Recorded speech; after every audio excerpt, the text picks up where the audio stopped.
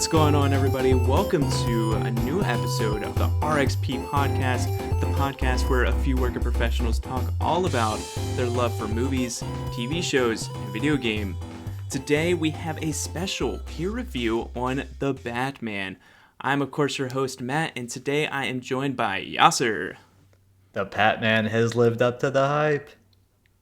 So much hype going into this, and honestly, you are so right, dude. Like this, oh man, Robert, My you gosh, did it. he really stepped up. I was not expecting Yeah. it. Honestly, I reviewed our initial DC fandom discussion on the Mm-hmm. trailer earlier today, and it's Yeah. crazy seeing what we were concerned about early on, and then how Batman kind of lived up to the hype after all.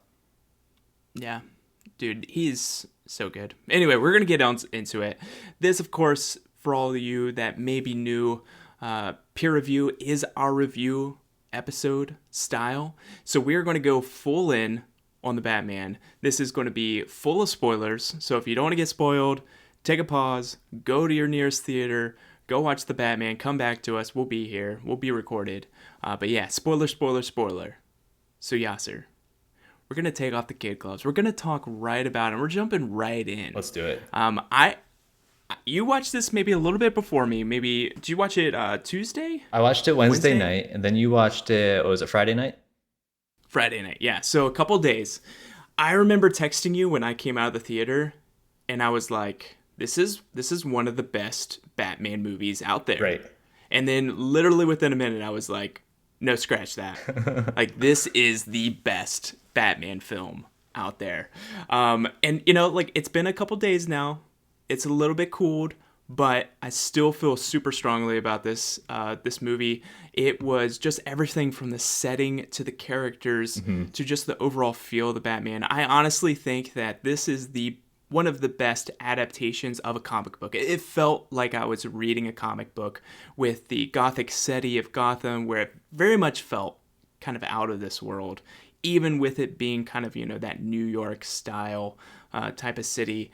I thought that Batman was amazing. I thought that this was not just about action or these huge, set pieces. This was gritty, but also down to earth. It was him being a detective, which is what I love about Batman comics just to begin We with. talked about that. I know it's so good, and I honestly think the chemistry between some of the characters were just fantastic. Yes. I couldn't say enough about it. Of course, there's things that I probably would have changed if I could, but we'll get into that. We will. So where are you at? Dude, I'm right there with you. I remember when I first kind of let it digest and thought about the movie as a whole, I really was impressed by how much I ended up liking it. I had a lot of reservations coming in, both about Pattinson and about Matt Reeves, and what that vision was going to end up looking like on the silver screen. And I feel like they really, for the most part, nailed it. There are, like you said, some things that I would have changed as well, and we will get into that. But off the bat, most of it was, in my opinion, I'm in agreement with you, one of the best Batman adaptations we've seen so far. I was a little surprised by how fun it was to watch because, like we talked about when we talked about fandom, this is a much darker take than what we're typically used to, not only with Batman movies, but also superhero movies in general, right? And Yeah. the only other one that we've had like this recently, for me at least, is Batman versus Superman. And so that gives me pause, right? Like that was a really dark take. Yeah. And we know, like we've talked about our thoughts on Batman versus Superman, but in this case, Matt Reeves really did a good job of keeping it a fun movie to watch while embracing the darker take of not only Batman, but Gotham as a whole. And for me, the 2 hour, 55-minute runtime, which sounds ridiculous when you say it, Yeah. it really flew by for me. Like it didn't feel like a slog. There were some critics that said like, hey, this could have ended at this or X or Y point. I didn't feel that way. At no point did I think, oh, this would have been a good ending. Like um, when they found the Riddler, I don't Yeah. think that would have been a good time to end the movie. Like there was still enough to explore about why the Riddler was doing this and what his overall take was. Did you feel the same way, or do you feel like it did kind of slog towards the end? Yeah, like I initially was a little bit worried about 3 hour movies. Just in Yeah, general, 3 hour movies absolutely. are something that makes me worry a little bit. I didn't know if this was going to be like another Snyder cut where it's like Yeah, it just didn't have any form. But honestly, looking back, I don't know what I would cut right. because there was parts in like each of the thirds that really resonated with me and I thought about afterwards. Like I thought that it was good enough of a slow burn, and I don't mean that in a negative way. I Hmm. think it was kind of like a slow burn, but it was intriguing once you were getting closer and closer to the big reveal of who the Riddler is and what they're up to. Yep, I agree. And you know what's really interesting, in my opinion? So I've been a little all over the place since I watched this movie because my initial take was that it was a very different movie than the Nolan trilogy. Yeah. And I recently rewatched Batman Begins. And to Ooh, so me, good. oh yeah, absolutely. Hmm. I don't feel like I gave the Nolan trilogy enough credit when we talked about it during the fandom, but we'll get into that a little bit later as far as where this kind of ranks in those Batman movies of all time. But it was interesting to me that I actually felt like the Batman Begins movie in Nolan's trilogy was a little bit slower off the bat because you're still introducing the character to everybody, or at least that's how Nolan wanted to introduce Batman. While in this movie, you're kind of just thrown in like, hey, this is Batman. You're not gonna get a backstory like you did a million times in the past, and so it really gets the ball rolling a little bit faster, in my opinion, than other Batman movies because of that. How did you feel? I thought that them being at year two was Hmm. one of the smartest decisions that they could have done Yeah. because rewatching Batman Begins maybe a year and a half ago, I remember thinking, man, this really takes a while. This Yes, takes a while to get him it going. does. And like they almost waste half of a movie, Right. honestly, It's when you true. look at it. Yeah. Of just getting him like because it was a trilogy it was fine because it was like a half of the first movie, then the second two movies, he was full in. But oof, like it is slow and the rewatchability just dives.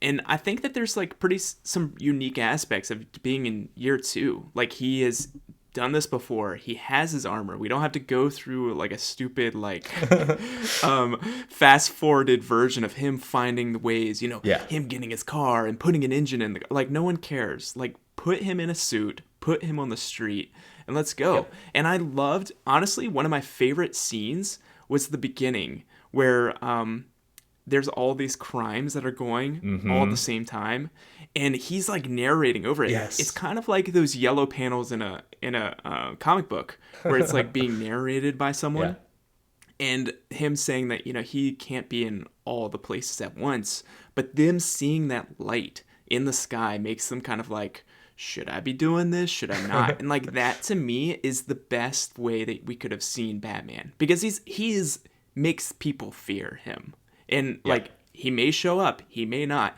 And honestly, I don't think that we've ever seen that kind of like from the like a burglar or from the mug. Like this is what their perspective is of Batman. Is he lurking in the shadows? Is he about to beat me up? Like what's going to happen? Mm-hmm. I just love that you can see that in the past 2 years he's been terrorizing the streets and he has just been going after these bad guys. Love it.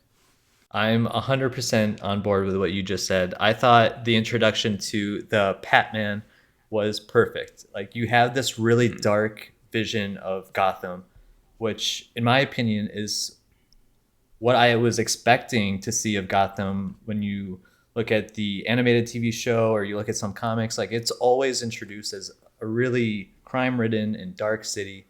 And when you look at the Hmm. Nolan movies or other movies, for example, they're more, like you said, it's more believable. Like, it looks like Pittsburgh or something, and then at night you would just assume that there's more crime going on. But this is a Hmm. much darker take in comparison. It's much more comic like in how dark it is, and I love the visceral fear that those villains showed when they saw the Batman logo up in the sky and just Yeah. not knowing where he is. Like, there's a bunch of different scenes that they set out on train cart and then in the alleys where you could just see him being there, but you didn't actually see him. Hmm. And so as you kind of developed through those different cutscenes, you eventually saw where he actually was. And when he actually was introduced to those, I think it was like 6 mugmen that were trying to beat up that one dude on the train station, I Yeah. thought that was epic. Dude, I loved so the director of Halloween, and it just completely escapes my mind. John Carpenter. Um, I watched this Netflix series that's the movies that made us, and they Oh, do an yes. episode about Halloween. That's true. And so they had no budget in the 70s trying to figure out this slasher, or not even slasher, because they couldn't even afford slasher. They could afford a horror film. And so hearing how their idea of causing fear was taking a video of an empty room or an empty closet where it's just dark. So then they don't have to make anything there. But then the audience kind of makes, like, puts the shape within that closet or whatever, and like they Yes. think that they're there. And so it's almost a way to kind of like trick the audience to be scared. And it's cool to see that Matt Reeves, whether he knew it or not, like he was using that same exact way to kind of like put the filmmaker in that, almost back into the 70s of like, hey, the Batman doesn't need to be there. Right. Like, he could be, maybe he will. I just thought that was so cool. I think that's a really great comparison. And I absolutely think Matt Reeves deliberately did that. Like, he Mm-hmm. introduced horror elements into a Batman movie, which is something that we just haven't seen, and it works perfectly in this take. Yeah. I I loved it. I think Matt Reeves definitely showed that he's a fan of Yep. Batman, and like he did it justice. I think that he just knocked it out of the ballpark. I think Batman for me, like he was really great. Like I think that Robert Pattinson did really well with this role. I think the weird thing about this is I listen to some other people, and I enjoy listening to podcasts that talk about like famous DC characters like Batman, like Superman, like many other different things. And it's funny because there's always kind of like this school of thought that is Batman really kind of the true self, and then Bruce Wayne is almost like the mask that he wears like on top. And I think that this movie very much showed that. Like you could tell that his full-time job is Batman. Like his part-time like cover is honestly just Bruce Wayne. And I honestly like I didn't care for his Bruce Wayne, but I think it shows his character arc, if that makes any sense. Like he Yeah. hasn't learned the way to balance it like Christian Bale did. Like Right. Christian Bale with his Batman, he was very well balanced with having to be Bruce Wayne, having to do all these things because it furthered his investigations and everything. Yep. But I definitely think that his Batman though is one of my favorites. I agree. I think we talked about that as well a little bit about whether or not Pattinson really fits as Bruce Wayne or not. And I Mm-hmm. agree. I don't think he does as good of a job as Bruce Wayne in this movie, but I think that's okay because I think it's more of a different take on Bruce Wayne versus what Mm-hmm. we've seen in the past as him being a millionaire playboy, or at least he plays it off as such in the Nolan trilogy. I And like I. him being secluded in this version of the Batman Mm-hmm. and kind of only showing his face when necessary. Uh, Mm-hmm. and kind of using it strategically as well as we see in this movie. I think it's really good, and I personally had no problem with them going that direction versus what we've been accustomed to doing in the Nolan trilogy and even before that. I almost wonder if in their next iteration, if Bruce Wayne will be different, because I Hmm. feel like because he was like vengeance, he was basically like pure rage Right. at the beginning, and then being able to help people, like I feel like his character as Batman kind of softened quite a bit. Even seeing kind of himself in the orphan, in the the mayor's orphan, or new orphan, I guess. Um, I wonder if he'll be a little bit more personable. Maybe when he realizes that he needs to be, like maybe this is a way to help people. I don't know. I We'll see. But I didn't mind it. I think he will be. I think it absolutely what you said was absolutely correct. He in this movie was really kind of trying to find himself and what he really wants to do with the Batman persona, which I think is a reoccurring theme in the introduction movie of a Batman. Uh, I don't want to call this trilogy because I don't know what it's going to be, but that's kind of what Nolan's take was too in the first movie, is kind of introducing him as a character and then also helping us understand what he's thinking and how his thinking kind of develops over time. I think Mm, that they did a really good job in the 2022's The Batman, kind of helping us walk through his mentality throughout the movie. And honestly, the one of the best scenes in my opinion is after the fight scene over the rafters in the kind of flooding stadium towards the last quarter of the movie. You hear mhm, one of the orphans that was supporting what Riddler was trying to do say that he was vengeance, and you could see it off mhm. of Pattinson's face immediately, like, "Wait, what the Yeah. fuck?"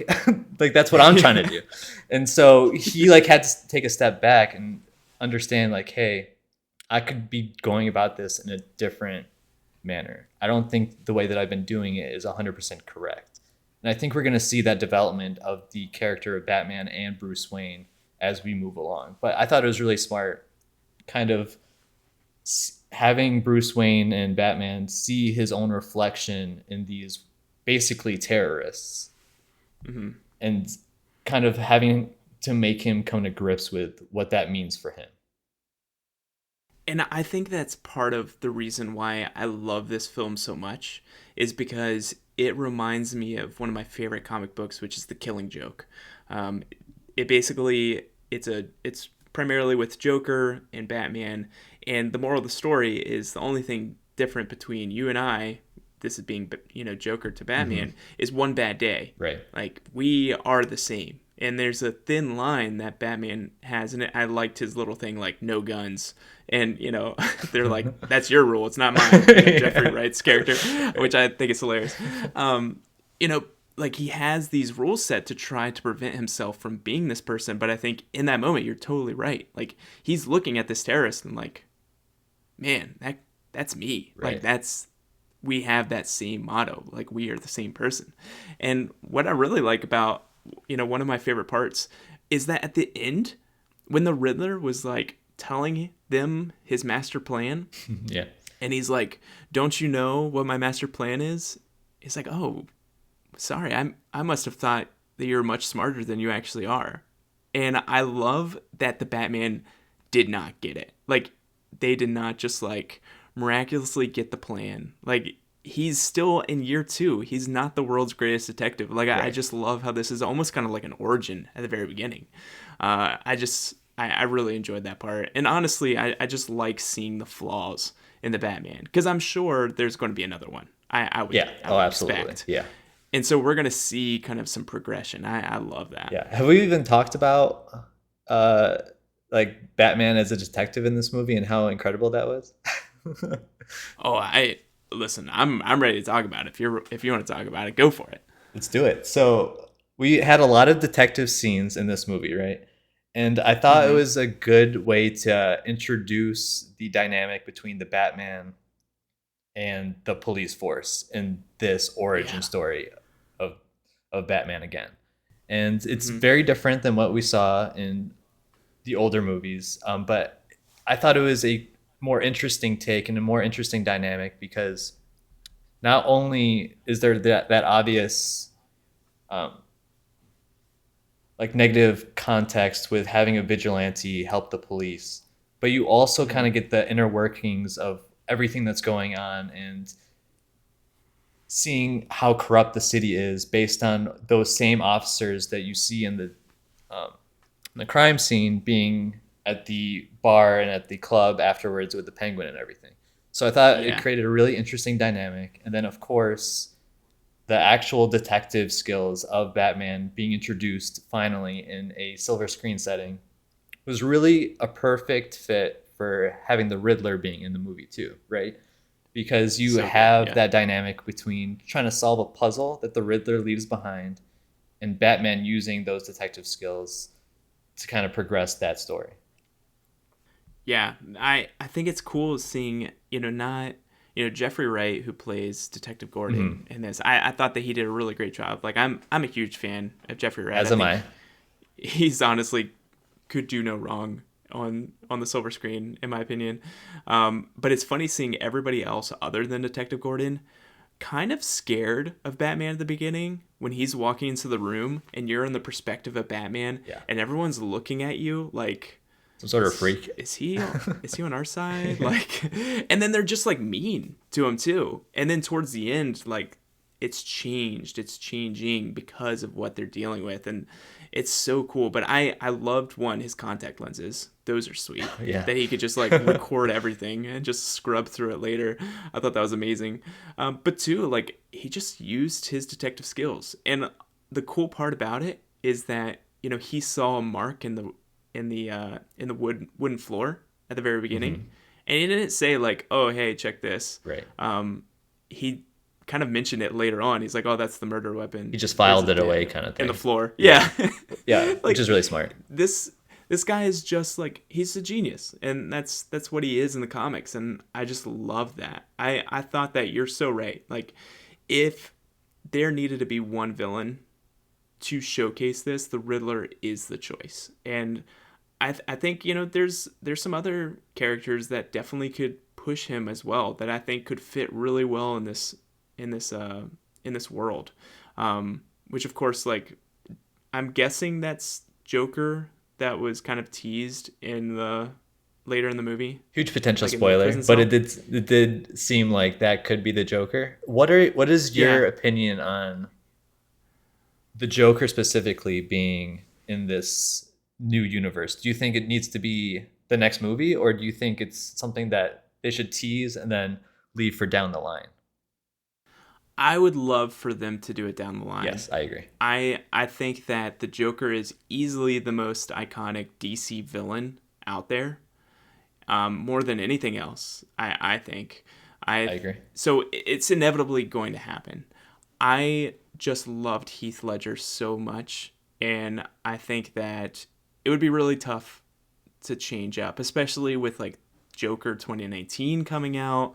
Like, that makes it even more complicated. Like, what is that going to be? I honestly would love for more off the beaten path villains. I think that there's so much huge potential in a backlog, the past 40 years of just new villains that have never seen the light of day. I agree. Because there's only like a handful of them that actually have made it to the movies. I don't know are you familiar with Hush? I have not. No, I have not heard of it. So that character, honestly, as soon as I got out, I was like, I hope Hush is the next one. It's basically a childhood friend. He's very methodical. He like quotes Socrates. He's a surgeon, and so he actually takes people's like makes his face like theirs. And so he's kind of like this master of disguise, and he's just like very methodical. And I think that would pair really well with the kind of like this almost detective atmosphere of this new series. Question. Which I'm assuming is a series. Is this guy like the no face god in Game of Thrones, or is that slightly different? I don't know. Like, what do you mean, no face guy? Oh, No face that guy. god. Oh, Yeah. yeah. Not that. You know, extra. Like, not that. Whatever. Fantastical. It is. Like, this is all kind of like Yeah. scientific. Okay. Per se. All right. But he like walks around with like a bunch of bandages and stuff. But super cool. Okay. But that's a little bit of a side tangent. Some of the characters we did see. Can we just talk about how Zoe Kravitz is probably the best Catwoman? She's perfect. And we need to stop. Yeah. We need to stop casting Catwoman ever again. Yeah, because it's a tough. Zoe Kravitz, she is Catwoman. Yeah. In my mind. That's gonna be tough to follow, and I think that kind of goes back to what you were saying with the Joker, if I can, real quick. Yeah. Because it was so soon after we experienced the Dark Knight, it really is going to be tough to have another Joker come out there. And like you said, with Joaquin Phoenix having his take, it's going to be weird to see a third Joker. Or sadly, it would be like the fourth Joker because we have Suicide Squad too, right? Yeah. I do think, like you said, the Joker is kind of a pent ultimate villain for Batman. And so even in Nolan's trilogy, we saw it was pretty difficult to follow up the Joker in The Dark Knight Rises. And so I agree with you. Let's tease him now. That's totally fine. And then bring him in down the line. Now, another question that I had before we jump into Selena Kyle, which we will, I promise. Um, this movie had a lot of similar takes to, in my opinion, the story of Telltale's The Batman. You played that, right? Or did you not? I did. Okay, but you probably don't I remember don't like quite. everything. I don't Sure, quite I don't. remember it. I don't Yeah. either. But my question was, do you think the Court of Owls would fit well with this universe? Oh yeah. Okay, that's what I was thinking Yeah, too. you're so right. Yeah. Okay, I Yeah. am looking forward to them potentially being introduced, hopefully. So I agree. I think that would fit really well. And then, did you want to talk about that at all before I jump into Selena Kyle? Yeah, I think Court of Owls is such a good take. Like, it, of course, is going to be in Gotham Knights, so Mhm. hopefully that comes out this year. So a lot of people will get introduced to Court of Owls, Yes. and I think that it is kind of a newer villain, or I guess subset of villains. Hmm. I think it would be perfect. I think the best thing about the Court of Owls is that you have to be a detective to figure that out. Hmm. I think that there's just so much of kind of like the underside, the underbelly of Gotham Yep. that you got to see a little bit when they're in the club and they're seeing the DA and all these cops and all these things. The Court of Owls is very much in that same atmosphere. And so it could be really, really cool. Love that. Yep, for sure. And then going back to what you said about Selena Kyle and Zoe Kravitz, honestly, so I think the Catwoman introduced in what was it? Batman Forever, was it? Or am I misremembering? When we initially saw Yes. Catwoman? If I'm Yeah, the like if I'm 1989 or misremembering, whatever. let us know on RXP podcast Twitter. But basically, I thought that was a really good take too. But I think she took it to the next level. Zoe Kravitz did. I think her take was incredible. I think she was my favorite character on the movie outside of Pattinson, obviously. Um, I Mm. think it was really interesting seeing how much of Zoe Kravitz we got. I was really excited about having Catwoman in this movie and seeing how she kind of developed into the story. I think because we didn't have the natural origin story of Batman, it allowed a lot of time to introduce Catwoman. And I think they did a good job of introducing her, but not having her take over too much of the movie. But I heard other people think it was too much in their opinion. What were your thoughts? I really liked Catwoman having her spotlight. Honestly, Batman and Catwoman were kind of um, doing it out, like duoing it out. I don't. That's not a word. But like they both had their like subset story, and both of them were just as interesting. And I think that Catwoman, she's kind of like had a bad rep. Like she has been, oh, this person with a questionable past that steals jewelry and is kind of good but kind of bad. Woo, like Yeah. it's the same story that's told over and over and over again. It's really fun to see Catwoman almost in the same light as Batman, Yeah. where this is a person that has light and dark in them, and it just depends on the day Yep. of which one wins. And I thought they did it really well, and I was very interested in every section of her, story. I agree. I think, like you said, this version of Selena Kyle is much more nuanced than what we've seen in other movie takes and, well, in my experience, video game takes as well. So I really appreciated that, and I thought it built off well from Bruce Wayne's story. Like their stories, like you said, were very similar, and it helped Bruce Wayne and Batman kind of see that realization at the end too. Like there's not just one side or one side of that coin that he was experiencing in Gotham and its corruption all along. There's always something Hmm. else going on that we're not considering. And so having Catwoman there to help explain that to him at certain times of the movie, I thought was really helpful. And I thought that really helped push the story forward as we got into the second half of the movie. Yeah, and yeah, I thought that she did super well. I honestly think that she stole the show. Outside of Robert Yeah, Pattinson, I I agree. think that Zoe Kravitz, like those two, were really good. What did you think about Paul Dano and the Riddler? I am very conflicted about the Riddler in this movie.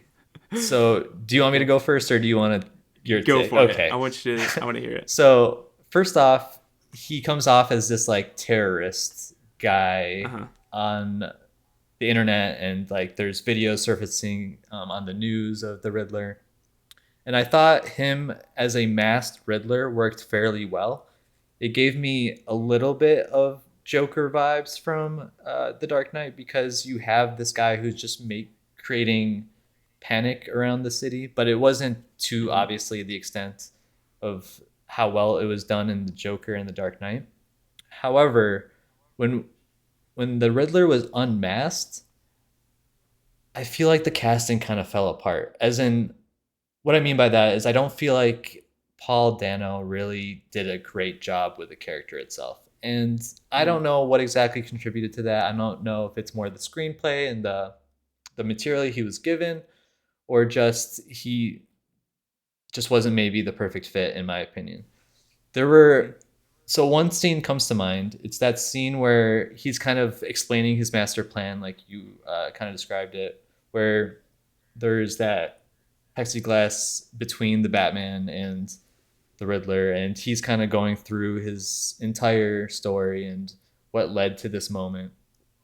And he tried to be very dramatic after seeing the Batman didn't really understand that he was on his side the whole time.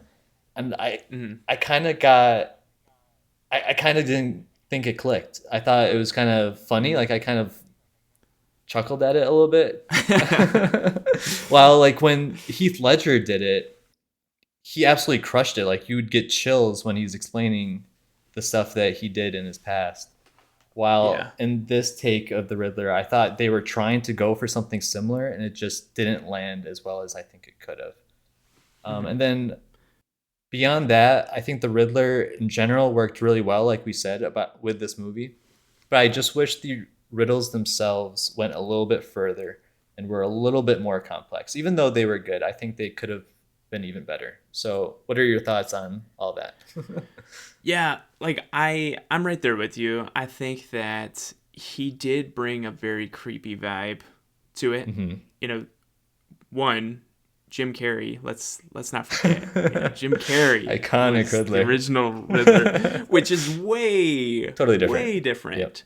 But they're both psychopaths, Yep. and I think that he was trying to go about it a different way, which I definitely respect, because it would be very difficult to kind of like put my finger on what the Riddler should sound like.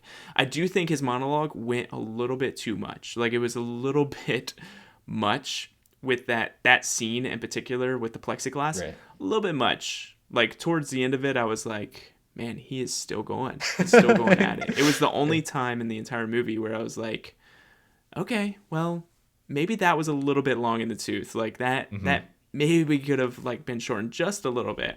I do think that the riddles were kind of simplistic, which I don't know if Paul Dano's going to come back. And that's my one concern, but maybe redeeming qualities, that maybe this is just his first take on being the Riddler. Which is Like this fair. is kind of like the Riddler's origin That's story. true. So maybe like later on he will have these more complex, because even Jim Carrey had like much more difficult riddles.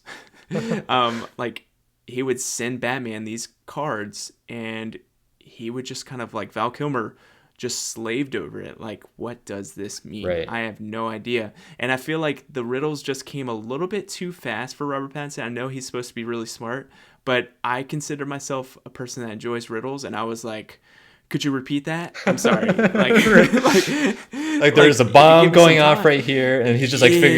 figuring it out on the fly.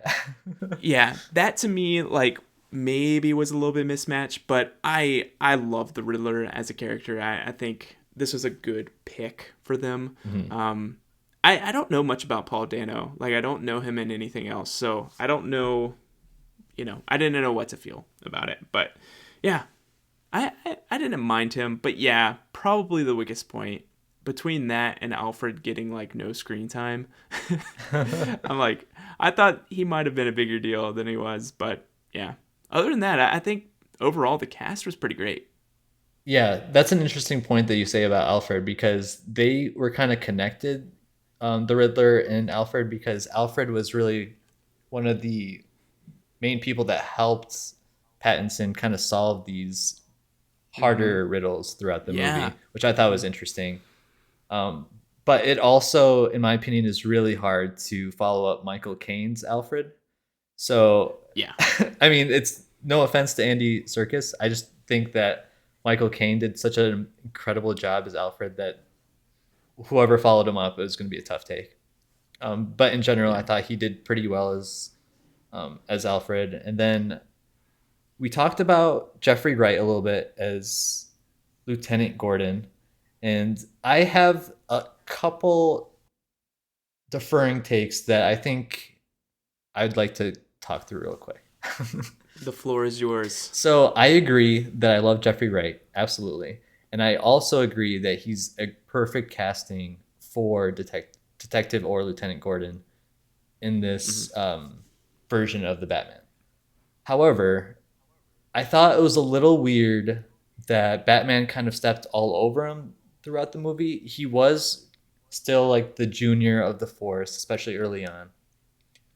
But between that and then also him being like the comedic humor of the movie, I Mm-hmm. just thought was a little bit off. I didn't hate it, but I just thought it was a little weird that he was the comedic humor in a dark Batman movie because I wasn't expecting that. Was that something that you thought was pretty natural and it worked out really well? I ended up really liking their interactions. I thought that they played well together. They did. I think That's true. this is like the classic like detective and Batman.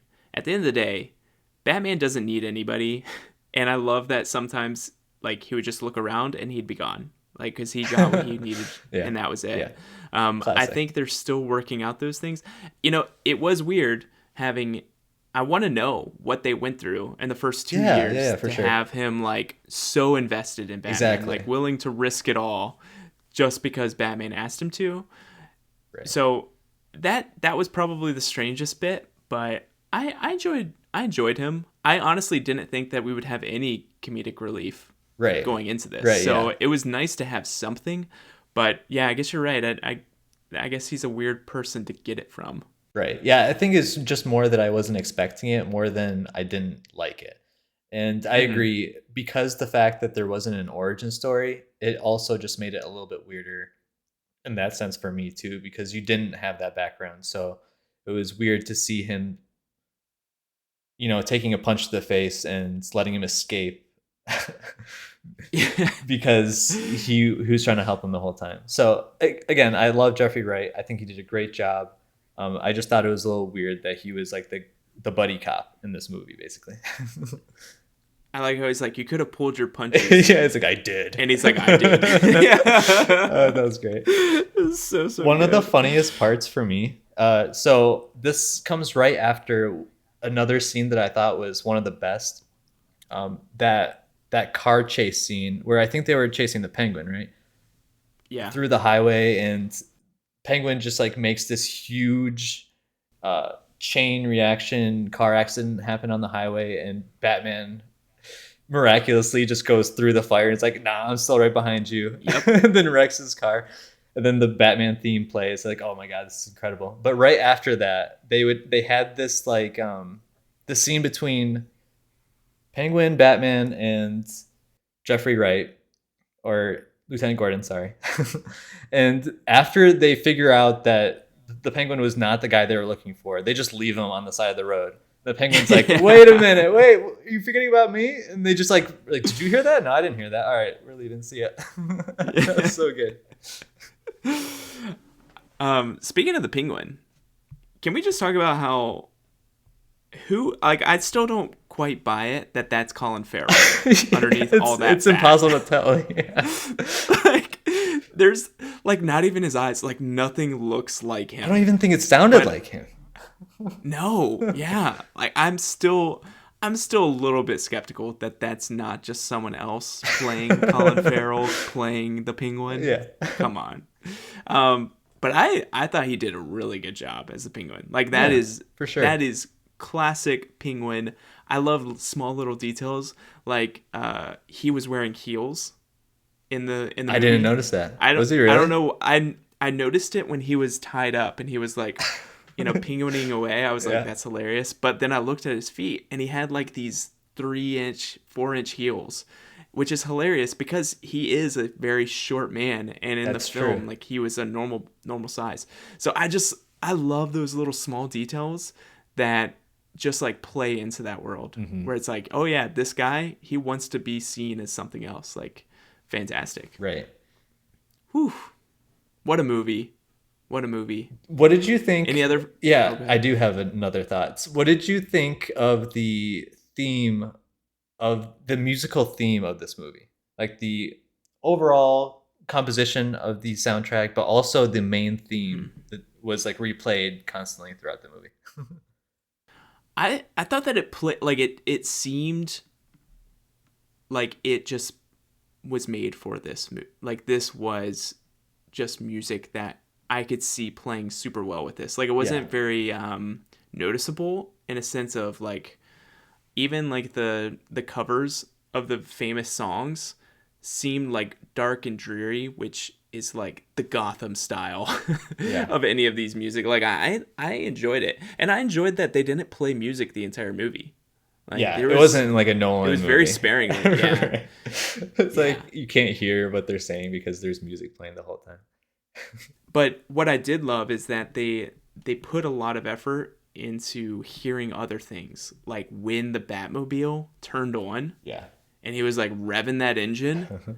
That thing was a beast. Yeah. And honestly, I think it was like a representation of who the Batman is. Just like this pure raw energy. Mhm. And he is going to chase you down and, maybe blow up a bunch of cars in the process. Yeah. But like just hearing the sound of the car rather than music, I thought was super excellent. Mhm. I really enjoyed it. Yeah, I really liked the sound design of the entire movie, to be quite honest. I thought the music, when they did decide to play it, really coupled well with what they were trying to show the audience, whether it was fear in that introduction scene with the Batman that we already talked about, or Mhm. when they would play that iconic Batman theme, like during the car chase scene at the end of it, they would play it, and I thought it really helped. For me, I thought it really related well to the Batman animated series. I'm not sure how much of that you saw back when Yep. we were kids, but Hmm. I thought it was very similar to the Batman theme from the animated series, and I thought it was awesome. I really appreciated it. I love that Batman animated series. I bought, so this is the 30th anniversary of it coming Oh, out is it this really? year. Yeah, so during the 25th anniversary, they released a Blu-ray and digital set, and I bought that thing, and I have not opened it because like I'm like, well, maybe I'll just wait when I have kids or something and then open this because my kids will be watching the Batman the animated series because honestly, still my favorite cartoon of all time. So So good. so good. Absolutely. Yeah. So, okay, we've gone through pretty much the entire movie at this point, and I think we can both Yep. agree that we really think this was a fantastic movie, and it is at the top of the list as far as Batman adaptations on the silver screen. Where do you think it ranks all time as far as any Batman movie you've ever seen? Where does this rank? Like I think that it's easily. I think before this, Batman, um, The Dark Knight was probably my favorite, and behind that was Batman Begins. Um, I think that Christopher Nolan did a fantastic job of kind of reworking Batman, and they have been at the top of my list since then. I think with this, though, honestly, easily better than Batman Begins in my book. I think that Heath Ledger does so much for that film, but I just love the themes of this film and the way it made me feel. Like this is a Batman is in a universe that's very different from ours. It is very similar, but it's very different. I love how it kind of takes the 90s Batman movies, how it was over the top. You could tell that this is a comic book movie. Christopher Nolan peeled that away for his trilogy, which I didn't mind. I really enjoyed, but it was so refreshing to see almost a mix of those where it didn't have to be completely off the wall like the 90s with like the bat nipples Yeah, being and campy. everything. Yeah. Yeah. And then being real life. Like I Right. thought it did a wonderful job. So for me, even a couple days in and letting it settle, I still stand by. I think this is my favorite Batman film of all time. That's fair. All right, fair enough. That's a big take. Yeah. So I've gone a little back and forth since I've Uh-huh. watched it. I think immediately after I had seen it, the night of, I thought this ranked third for me. I thought Dark Knight obviously would be for me the best Batman movie of all time. And then I thought about the Batman Begins, and I really thought the screenplay and the cast and the acting overall in that movie propelled it forward and had a better overall package for me than Hmm. this movie did. But then I made sure to rewatch it because it's been a while. I've seen The Batman Begins and The Dark Knight several times from Nolan's trilogy because I love both of those movies. But it had been a little bit. And I will say, I don't feel like, after watching it again yesterday, I don't feel like Batman Begins has a considerably better screenplay and script than the 2022 Batman. And I no Hmm. longer think it's enough to clearly put it over 2022's The Batman. For me, I think they're now right next to each other as the second best Batman movie I've ever seen. And then The Dark Knight, because of the full package that it provides, the incredible cast, the incredible screenplay, the incredible score. Hmm. It's just incredible movie, and I'll watch that a million times for the rest of my life. Yeah. But the Batman, I am so surprised how close it got to the Dark Knight for me because it does so Yeah. much well. Like I was not expecting it. It's such a dark movie in comparison. Like for me, I always thought that the Nolan trilogy was pretty gritty, especially when you Hmm. compare it to the campy older 90s Batman movies. But then when you see this is like next level grittiness. And Yeah. I was expecting to be a little turned off by that because I still wanted to enjoy watching a superhero movie, right? But Hmm. like I said, this movie is a lot of fun, even though it's in a darker Gotham. And I agree with a lot of what you said about this is probably the best adaptation of Batman, period. I don't even think The Hmm. Dark Knight does a better job of adapting Batman from the movies or from the comics and from the video games into the silver screen. I think no one does it better. Hmm. The only thing that I would mark it down for is some kind of corny scenes from time to time, and it's just not doesn't have the full package as far as like stellar performances that we got out of The Dark Knight, which obviously is a high bar to set. Yeah. I still routinely watch that opening scene of The Dark Oh my Knight god, of the bank heist. yeah, One of honestly one of my favorite scenes of all time of any movie. It's just so well paced and it's fantastic. Um, so I think that's pretty good. Like number one, number two on a list. yeah. I honestly wasn't expecting this. My question to you, Yasser, is where does it go next? What do you want to change for next time? I think without a doubt, Matt Reeves has to come back. Has that been confirmed yet? I hope so. Yeah, I I hope so really hope too. so. I don't have the answer to that question either, but they really need to stick to this take on Gotham City. It's perfect. Hmm. The dark nature of both Gotham and Batman is incredible. It's going to be interesting to see how involved Zoe Kravitz's Selena Kyle is going to be in the next movie. It doesn't sound like, or it doesn't seem like from the ending anyway, that she's going to be very involved in the next movie. Do you feel like we need another duo partner to Batman? Because we've seen Batman and Robin in the past, right? And we've seen Yeah. why it's failed in the past.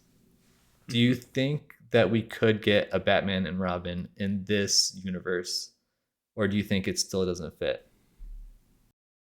I I so I love Zoe Kravitz in this movie. I hope she does not come back. Okay, fair. Because I really loved her character arc, and I don't want them to mess that up. But you're right. Like, you almost need kind of a dynamic duo.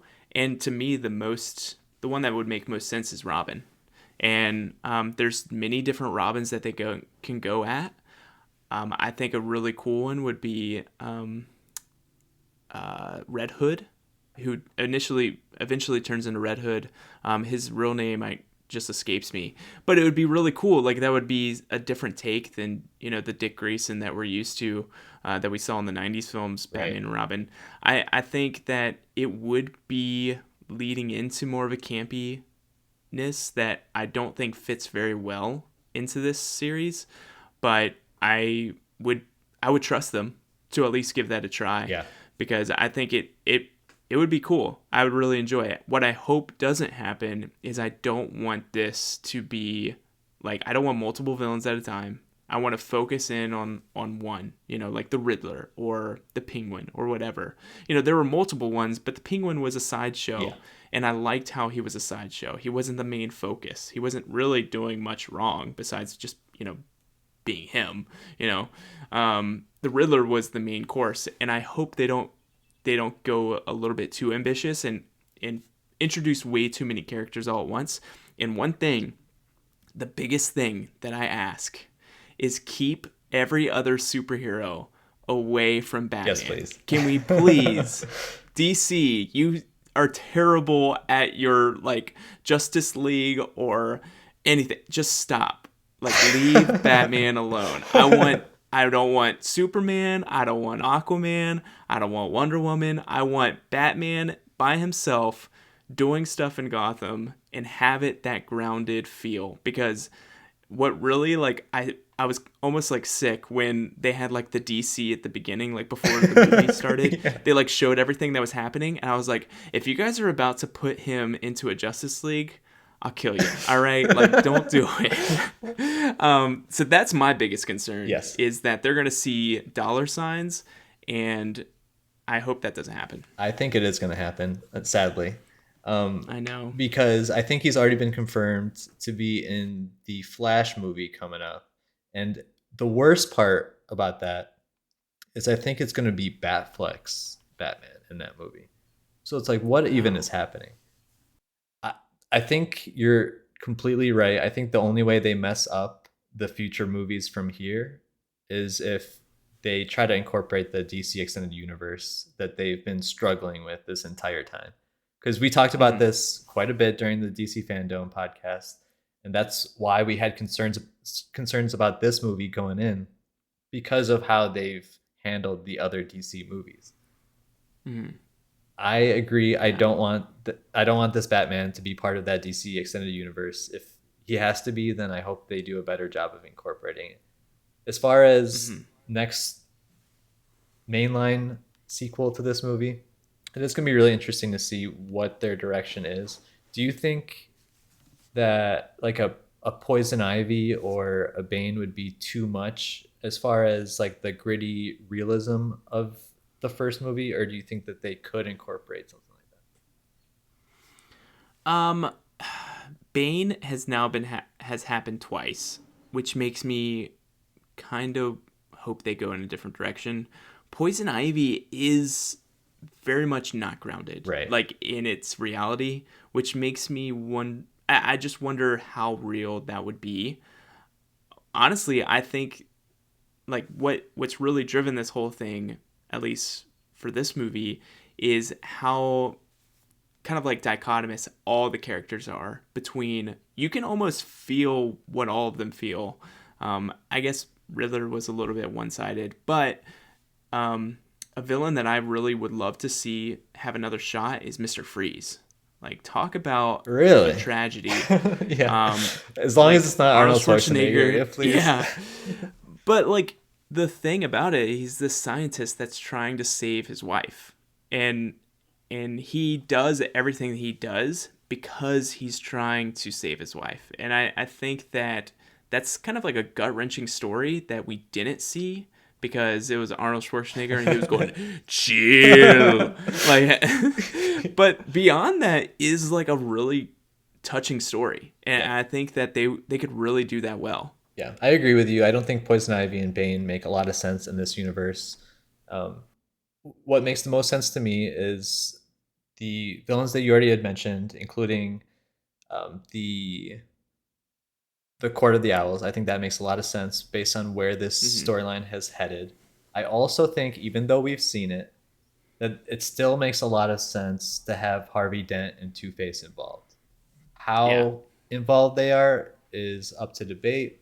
They've already kind of had an election in this movie. Maybe it's unnecessary, but it would at least fit still in the grounded take of this Batman universe. Hmm. Which wasn't he district attorney? Yeah, yeah. So like their It district attorney doesn't fit. died. So Oh, that's true. That is true. so what I'm hearing is there's an election coming up. So you're telling me there's a chance. Yeah, yeah. You can't get by with Harvey Dent not showing up. The problem is like Tommy Lee Jones had a weird take on Oh it, like God. maniacal and It was crazy, a bad but take. that played in with that. But the dude, and I can't remember his name, in the Nolan films, Aaron Eckhart. honestly did a good job. Like I Underrated. thought that Underrated he because Heath Ledger and the Joker. If it exactly. wasn't for that, I love his take on the Two Face. Hmm. Yeah, I think something like that could fit perfectly in this. It's just you're gonna be maybe overshadowed because I can't think of anything that he did wrong. Like I honestly, Hmm. everything about him was great. So Absolutely. The fact that you see Harvey Dent as this like hero and savior of the city that mhm, ultimately breaks down and ends up being a villain was heart mhm, wrenching in The Dark Knight. yeah, there's so many. The problem, or not even the problem, the great thing about Batman is that you have so many villains Sony to with work with. stories just like that. Yeah. Yeah, like just pick one. And honestly, I trust Matt Reeves Yeah. to make the right decision because yeah, it's just so good, Trust so in so Matt good. Reeves. Yeah, I think his career is about to just blow up. Like I really think so. Like he was making small waves with Planet of the Apes, Hmm. like the second and third movie, but this is by far my favorite thing that he's done. He did, Cloverfield before then, Hmm. but yeah, this is definitely my favorite Matt Reeves film. So I hope that he comes back for round 2. So, I guess we're pretty unanimous that we recommend this experience. The Batman 2022 is an RXP recommended experience. You've heard it here first. Excellent. Excellent. But with that, I think that's a good way to wrap it up, man. This was a really fun talk. I love this movie. Go check it out. If you want to hit us up on everything that we said wrong, or just want to say hello, you can find us on Twitter at rxp_podcast. You can write us in at Gmail at rxp.podcast@gmail.com. And we're on YouTube now. So check us out on RXP Podcast. Like, subscribe, do all those things. But for us, see you next time. And I think Grandmaster Doug still. Sorry, Alex.